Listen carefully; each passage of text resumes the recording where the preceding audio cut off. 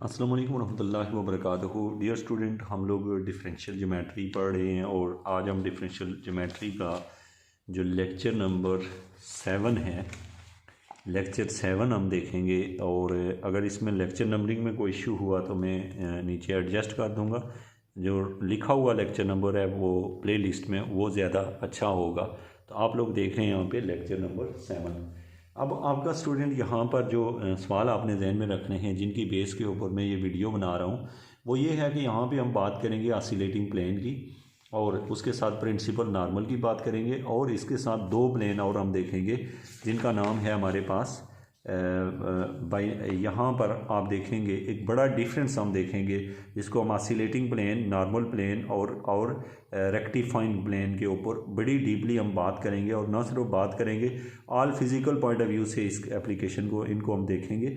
और ये differential geometry के एक बेसिक कॉन्सेप्ट में से आता है। इसको आप कॉन्सेप्ट नंबर जो कि हम 4 कर रहे हैं, टोटल 25 कॉन्सेप्ट बेस हम पूरी डिफरेंशियल इक्वेशन को हमने डिवाइड किया हुआ है। ये 4th कॉन्सेप्ट है। इससे पहले प्रीवियस वीडियोस आप ज़रूर देखें ताकि आपके सारे पॉइंट जो हैं वो क्लियर हों। तो अब स्टूडेंट आपके पास यहाँ पर जो मेन यहाँ पे प्रोसेस है वो ये है कि हम आते हैं जो आपका टॉपिक है ऑसिलेटिंग प्लेन, उसके ऊपर। तो आपने ऑसिलेटिंग प्लेन होता क्या है, इसकी डेफिनेशन क्या होती है, और इसको अंडरस्टैंड करने के लिए पहले ये डेफिनेशन से भी पहले मैं आपको इसको समझाने की कोशिश करता हूँ इस फिगर से। और आप अगर वीडियो को ऐसे देखेंगे, एक एक पॉइंट उसका देखें, तो आपको कभी भी ये दोबारा याद रखने की ज़रूरत नहीं पड़ेगी। और इनके जो मेन फार्मूले हैं, ये नंबर ऑफ़ फार्मूला, ये सारे मैं आपको यहाँ पे इन तमाम को इस लेक्चर में डिस्कस करूँगा। तो आप लोगों के लिए इसको समझने के लिए जो ज़्यादा ज़रूरी है वो प्रीवियस लेक्चर लाजमी देखें ताकि आपको कोई भी कंसेप्ट मिस ना हो। अगर आप वो नहीं देखते, आपको ये लेक्चर तो समझ आ जाएगा लेकिन उस तरह नहीं समझ आएगा। आप सोचेंगे कि हमें समझ है, लेकिन हकीकी मानों में आपकी असल अंडरस्टैंडिंग डेवलप करनी है तो प्रीवियस लेक्चर देख लें। सबसे पहली बात है कि आपने एक चीज़ देखनी है कि आपका जो सबसे पहले यहाँ पर जो अहम चीज़ है वो ये है कि जो आपने देखना है यहाँ पे वो है, यहाँ पर दिया हुआ है नॉर्मल, यहाँ पे लिखा हुआ है टेजेंट, और यहाँ पे लिखा हुआ है बाई नॉर्मल। अच्छा, इसका मतलब क्या होता है, इसको आप अगर अंडरस्टैंड करें तो ये असल में हर चीज़ की बुनियाद एक कर्व होती है। तो अगर मेरे पास कर्व यूँ दी हुई है, जैसे कि ये एक कर्व है, ये एक कर्व है, और इस कर्व के ऊपर यहाँ पर एक टेजेंट हो, यहाँ पर एक टेजेंट लाइन हो, ये लाइन अगर टेजेंट लाइन हो, और ये वाली जो लाइन उसके ऊपर आ रही है, जो इधर हम देख रहे हैं इस साइड के ऊपर, ये लाइन, इस लाइन के रिस्पेक्ट से आप देखें तो ये आपकी कौन सी लाइन है, ये टेजेंट लाइन। और ये जो है ना, अगर मैं इस लाइन को नॉर्मल कहूँ, अगर इस लाइन को मैं इसके ऊपर नॉर्मल कहूँ, ठीक है, इस लाइन के ऊपर ये बनी हुई है, ये नॉर्मल है, तो जो बाई नॉर्मल होगा वो कहाँ होगा, वो यहाँ पर 90 का एंगल बनाते हुए एक लाइन होगी जो इधर होगी और 90 का एंगल बना रही होगी। तो ये आपको क्लियर हो कि आपके पास है यहाँ पे बाई नॉर्मल। लेकिन अगर हम बाई नॉर्मल उसको लेंगे तो नॉर्मल ये होगा, दोनों 90 के एंगल पे होते हैं।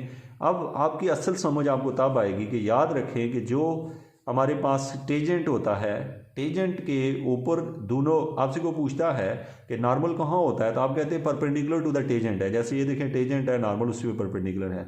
लेकिन अगर आपसे को पूछता है बाइनॉर्मल किधर है, वो भी टेजेंट पे परपेंडिकुलर है। तो बात यह कि हम कैसे इसको याद रखें कि कौन सा किस साइड पे है। अब आप एक बात याद रखें कि जैसे आपसे कोई ये पूछे कि यहाँ पर ये और ये जो 3 साइडें दी हुई हैं, ये आई है, ये जे है और ये के है, तो इसमें से आप बताएं कि ये एक मैंने ये फिगर बनाई है, मैं एक और फिगर बनाता हूँ। यहाँ पर आप देखें तो ये आपका आई है, इस साइड पर आपका अगर के आ जाए और इधर क्या आ गया, जे, तो क्या इन फिगर में कोई डिफरेंस है, नहीं है। इसका मतलब है ये डिपेंड करता है हमारी नोटेशन पे, हम आई किसको कह रहे हैं, जे किसको कह रहे हैं, के किसको कह रहे हैं। तो दूसरे अल्फाज में आप इसको एक्स एक्सिस कह दें, इसको वाई एक्सिस, इसको जेड एक्सिस, या फिर ये एक्स एक्सिस है, ये जेड एक्सिस है और ये वाई एक्सिस है। अब चूंकि डिफरेंट फिगर आप देख रहे होते हैं तो आपका सबसे मेन इशू ये होता है, आप चीज़ों को मिक्स कर देते हैं और आप सोचते हैं कि फ़लाँ वाली फ़िगर जो है ना वो ऐसी है तो दूसरी क्यों चेंज है। तो उसका आपको मैं उसके क्यों के हर एंगल से आपको मैं आंसर करता हूँ कि आपके जहन में क्या क्या, कुछ लोगों के जहन में तो सवाल ही नहीं होता, आपके जहन में एक सवाल आना चाहिए पहले, और कुछ लोगों के जहन में पहले से क्वेश्चन होता है, वो कंफ्यूज होते हैं, अपने कन्फ्यूजन को कैसे दूर करें, तो फिर उसको मैं आपको यहाँ पे गाइड करता हूँ। अब आपने यहाँ पे ये समझना है इस बात को कि हमने अगर टेंजेंट एक लिया और एक नॉर्मल लिया, अगर जैसे मैंने यहाँ टेंजेंट और नॉर्मल ले लिया, तो इन दोनों के दरमियान में जो भी प्लेन बनेगा, यहाँ पर टेंजेंट और नॉर्मल के दरमियान में जो भी प्लेन बनेगा, उस प्लेन का नाम ये देखें, टेंजेंट और नॉर्मल के दरमियान जो भी प्लेन होगा उसको ऑस्कुलेटिंग प्लेन कहते हैं। उसको क्या कहते हैं? Osculating plane. तो अब कंडीशन ये हुई कि टेंजेंट और नॉर्मल जो दोनों हैं ये इनके दरमियान में होगा ऑस्कुलेटिंग प्लेन। अच्छा, अब आपके लिए दूसरा जो पॉइंट है यहाँ पे जो याद रखना है, वो इसको मैं मेमोराइज़ करने का तरीका भी आपको बताऊंगा, और साथ में ये जो नॉर्मल और बाइनॉर्मल के दरमियान है वो नॉर्मल प्लेन है। यहाँ पे मैं आपको ये बात समझाने का बेसिक पर्पज़ ये है कि आपकी जो यहाँ पर इधर अगर आप देखें कि एक ये हो गई, और साथ में यहाँ पर मैं अगर इसको बिल्ड करता हूँ ये, ठीक है, ये तो ये हो गई हमारे पास तीन ग्राफ साइडें हैं। एक साइड ये वाली है, एक ये पीछे वाली है, और एक नीचे बेसमेंट में फर्श है। ठीक है, अब आप देखिएगा यहाँ पर कि ये जो साइड है आपकी ये वाली, अब ये डिपेंड करती है कि इस प्लेन का नाम क्या है, तो वो उन पे ऊपर डिपेंड करता है। देखें, जो प्लेन नॉर्मल और बाइनॉर्मल के दरमियान में होता है उसको हम लोग कहते होते हैं, वो सबसे आसान होता है उसे याद रखना, उसको नॉर्मल प्लेन कहते हैं। जो नॉर्मल और बाइनॉर्मल, चूँकि नॉर्मल भी एक नॉर्मल ही है और बाइनॉर्मल भी नॉर्मल है, उनके दरमियान एक प्लेन को नॉर्मल कहते हैं। ये याद रखना तो बहुत आसान है, क्योंकि दोनों नॉर्मल्स के दरमियान में जो प्लेन है उसको नॉर्मल प्लेन कहते हैं। अगर ये याद हो गया आपको तो पीछे ये दो बचे हैं। यहाँ पर जो चीज़ मैं आपको समझाना चाह रहा हूँ कि अगर आपने अपने टेंजेंट की डायरेक्शन आपकी अगर ये है और नॉर्मल वो है और बाइनॉर्मल ये है, तो फिर इन दैट केस आपका प्लेन इधर आ जाएगा। लेकिन अगर आपने जैसे यहाँ लिया हुआ है, बाइनॉर्मल इधर है, टेंजेंट इधर है और नॉर्मल इधर है, तो इनके नाम चेंज हो जाएंगे। तो इसका मतलब ये हुआ कि फिगर चेंज होने के साथ हमारा क्या चेंज होता रहेगा, प्लेन भी चेंज होते रहेंगे।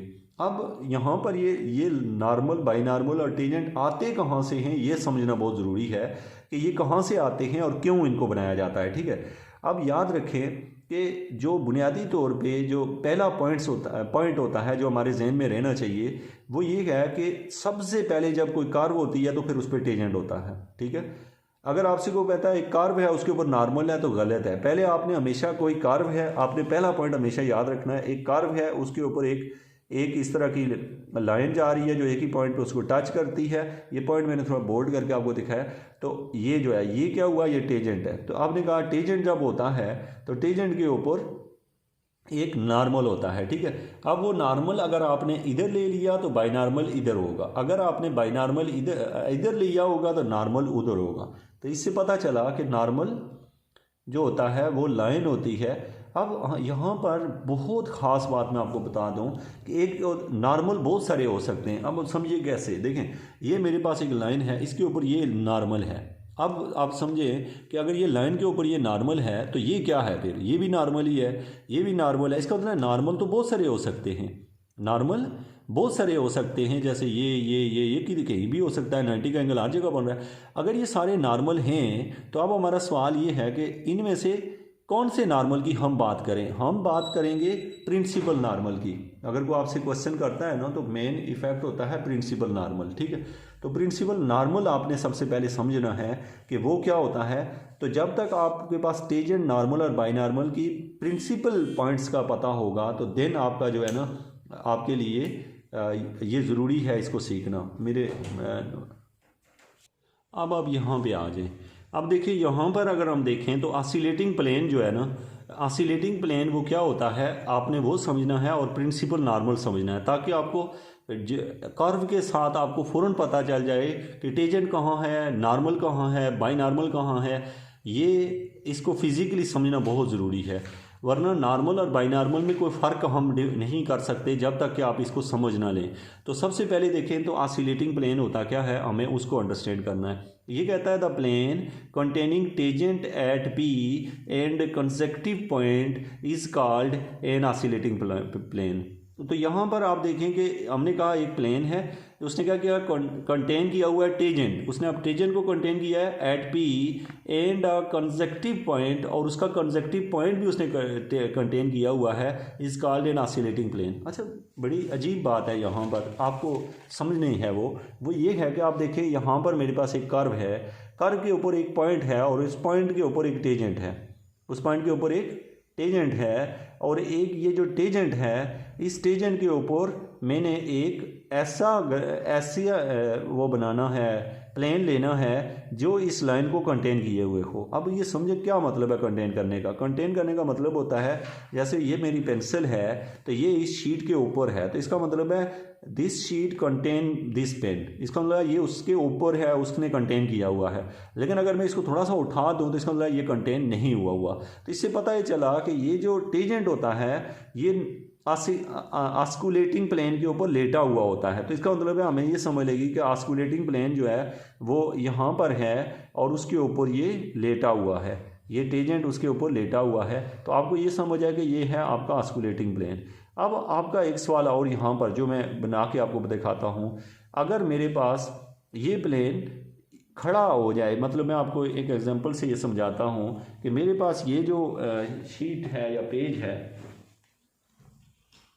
यहाँ पर आप इसको नोट करें कि ये मेरे पास एक सुई है और ये जो सुई लगी हुई है यहाँ पे जो पिन देख रहे हैं, ये पिन जो ऊपर लगी है, ये वाली पिन क्या करिए है, लेटी हुई है इस शीट के ऊपर। तो इसका मतलब है ये अगर पिन टेजेंट है तो ये जो शीट है आपकी ये ऑस्कुलेटिंग प्लेन है। अगर पिन टेजेंट है, टेजेंट किसी कर्व के रिस्पेक्ट से, तो ये है। अब आपका एक और सवाल है, ये देखें अगर मेरे पास ऐसे खड़ा हो कर दूँ तो फिर भी तो ये उसके ऊपर लेटा हुआ है ना, मतलब अगर मैंने इसको ऐसे 90 पे घुमा दूँ या कहीं पे भी घुमाऊँ, ये तो उसके ऊपर लेटा हुआ है। तो इससे पता चला कि प्लेन, ऑस्कुलेटिंग प्लेन ज़रूरी नहीं है कि ऐसे ही होगा, ऐसे भी हो सकता है, ऐसे भी हो सकता है, किसी भी डायरेक्शन में ऑस्कुलेटिंग प्लेन आपको मिल सकता है। लेकिन उसके साथ ऑस्कुलेटिंग प्लेन के ऊपर कंडीशन ये होती है कि वो कर्व के रिस्पेक्ट से कर्व के ऊपर बैठा हुआ होता है। तो अब आप ये समझिएगा कि ये अगर कर्व है, ये अगर आपकी कर्व है, तो कर्व के ऊपर ये वाला जो प्लेन है ये ऑस्कुलेटिंग प्लेन होगा।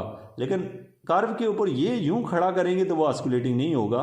तो इसका मतलब ये हुआ कि कर्व होगी तो उसके ऊपर टेजेंट होगा, कर्व होगी तो उसके ऊपर टेजेंट होगा, टेजेंट होगा तो उसके ऊपर आपके पास, अगर टेजेंट होगा तो टेजेंट के पैरेलल में एक प्लेन आएगा, उसको हम ऑस्कुलेटिंग प्लेन कहते हैं। और इसको ऑस्कुलेटिंग प्लेन इसलिए भी कहते हैं क्योंकि इस प्लेन को अगर मैं ज़रा सा भी हिलाता हूँ, अगर मैं इस प्लेन को ज़रा सा भी इधर उधर करता हूँ तो ये अपना नीचे वाला पॉइंट बदल देता है। आपको पता है कि जो हम इधर उधर होते हैं तो पॉइंट जो होता है वो बदलता रहता है।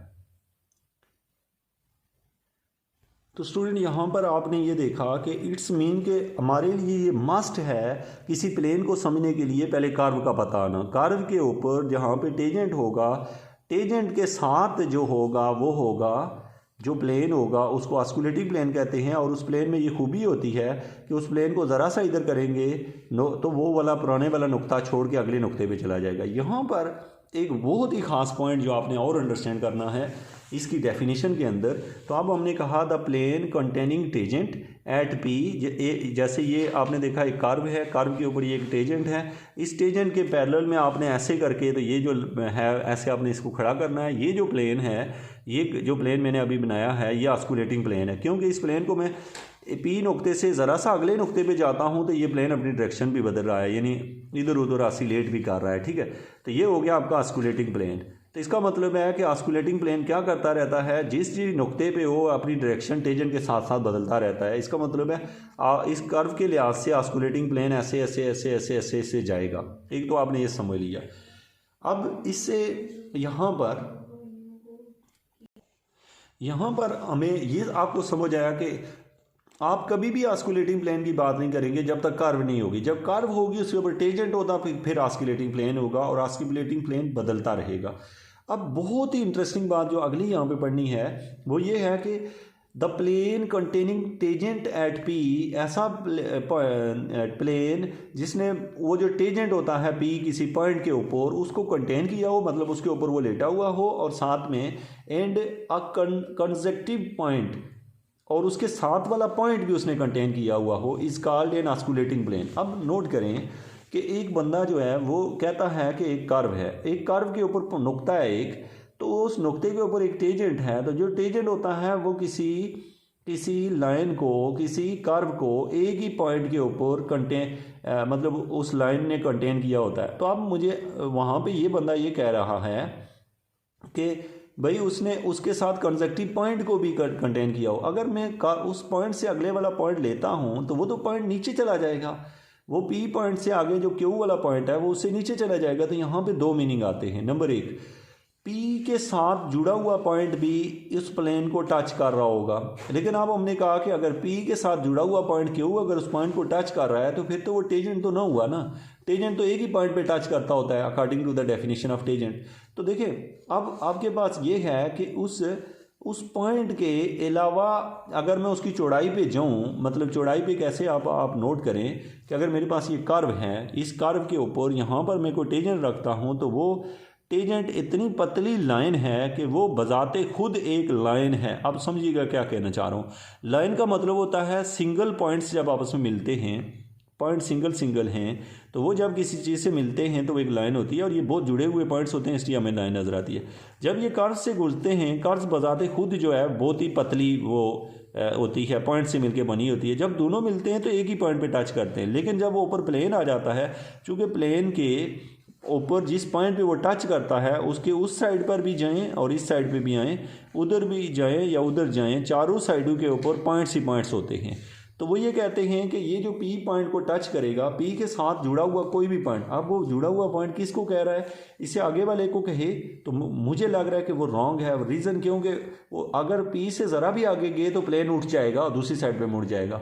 तो इसका मतलब है पी की चौड़ाई के अंदर, पी की चौड़ाई के अंदर यानी टेंजेंट के साथ, मतलब अगर ये टेंजेंट लाइन है और उस लाइन के ऊपर वाले या नीचे वाले जो पॉइंट्स हैं वो भी उसको टच कर रहे होंगे।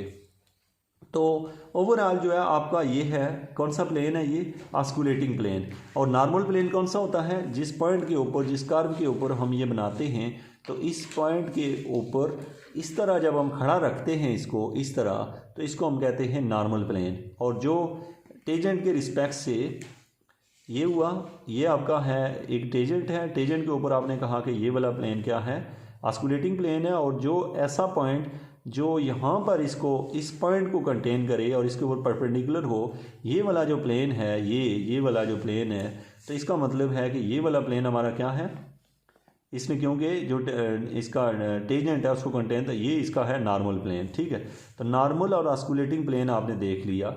अब इसमें और क्या चीज़ अंडरस्टैंड करनी है, हमने देखा कि जो ऑस्कुलेटिंग प्लेन होता है उसके अगर हम साइडों के ऊपर गौर करें, ये देखें मेरे पास ये जो शीट है, इसकी ये वाली जो साइड है ना, जिधर मैं लाइन लगा रहा हूँ ये, और एक साइड ये है। याद रखें कि जो ऑस्कुलेटिंग प्लेन होता है, ये अगर शीट मेरा ऑस्कुलेटिंग प्लेन है और ये उसके ऊपर टेंजेंट है अगर, तो इसका मतलब क्या है, इसका मतलब ये है कि जो उसकी लंबाई